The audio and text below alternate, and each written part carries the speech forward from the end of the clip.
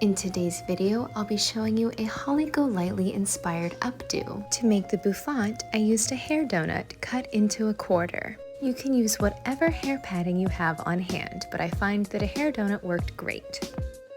After creating your side part, you can continue your parting all the way to your ear and put that hair off to the side for now. Now we're going to separate the back of the hair from that other side section. Gather that hair from the back and form a high ponytail, securing with an elastic.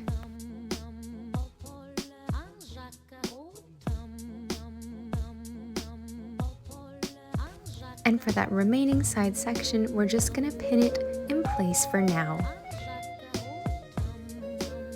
I decided to add an elastic to the end of the ponytail so that I wouldn't have to worry about the pieces coming out, and I began a little bit of teasing to the area that will be folded under, wrapping the hair around the padding and spreading it apart. To secure the hair and the padding, I'm using wide U-shaped hairpins, applying one to the middle and one on each side, tucking the hair under the padding. Use as many bobby pins as needed to secure the hair padding. Try to cover the hair padding as much as you can, but know that we will be covering some of this with the rest of the hair later, so it doesn't have to be perfect. And to secure the style even more, you can apply some layers of hairspray. I'm just using my Moroccan oil medium, but any hairspray will do. I'll be linking all the products that I used today in the description below. You can brush up any fallen pieces in the back and secure those with hairspray as well. Now we can begin taking down our first side section and brushing the hair upwards to prepare the hair to go in that direction, adding some spray to smooth and applying some light teasing in the back. The brush I'm using is the Spornet Little Wonder Teasing Brush. It's great for throwing this style together quickly because I can use it to tease the hair and smooth it at the same time.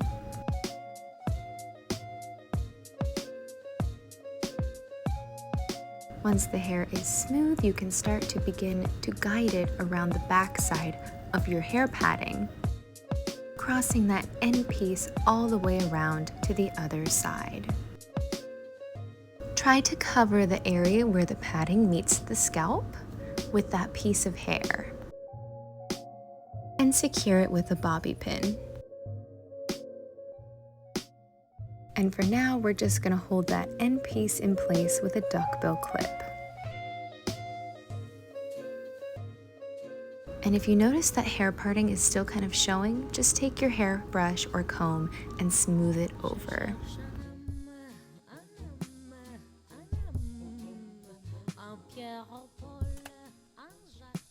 And now we're going to repeat this process over on the other side.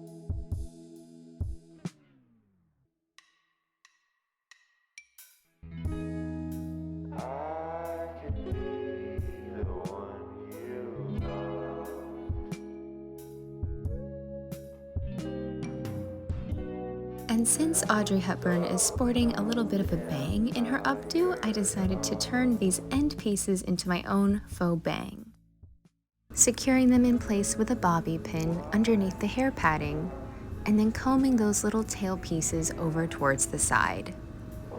Of course, if you prefer a no bang option, you can just tuck those pieces of hair back under the hair padding. And you can finish the style off with as much hairspray as you need. I like to apply it in layers so it doesn't get too crunchy or wet at one time.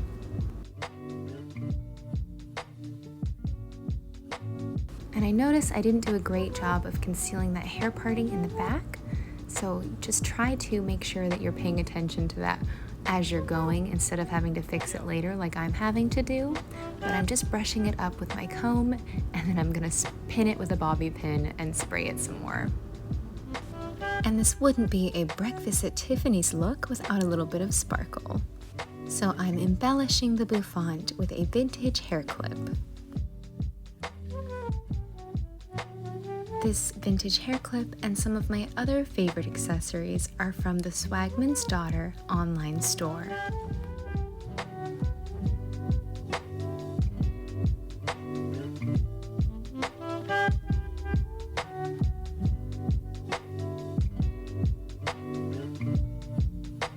I so hope you enjoyed this 1960s vintage bouffant hair tutorial inspired by the film Breakfast at Tiffany's.